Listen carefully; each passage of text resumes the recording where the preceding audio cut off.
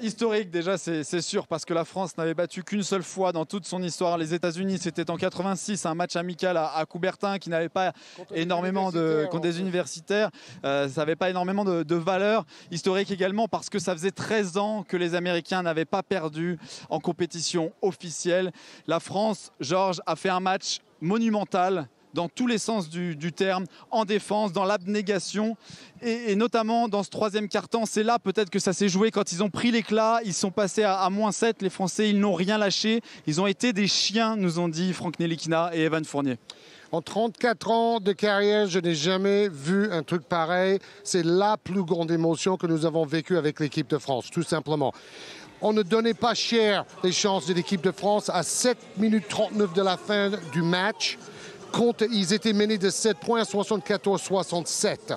Mais dans les dernières 7-39, l'équipe de France réussit un 19-5. Donc, il faut mettre les 19 points et il faut tenir les Américains à seulement 5 points avec une défense extraordinaire. C'est mentalement que l'équipe de France a fait la différence parce qu'ils auraient pu paniquer, ils auraient pu s'effondrer à 7-39 de la fin, à -7. Et ce n'était pas le cas. Ils ont des joueurs solides, ils ont des joueurs d'expérience comme Batum, comme Fournier, comme Gobert. Gobert fait le match de sa vie. 21 points, 16 rebonds et 10 fautes provoquées. C'est complètement incroyable. Franck Ntilikina, c'est lui qui avait peur de shooter. Il met 2 paniers à 3 points dans le 4e quart-temps, venu de notre planète. On ajoute De Colo, c'est 18 points, et Fournier, 22 points, égal à eux-mêmes deux attaquants de classe mondiale. Bon, ça, c'est les 4 joueurs que je sors du lot, mais c'est toute l'équipe de France et le staff qui a préparé un plan de jeu impeccable. Tous les paris ont fonctionné.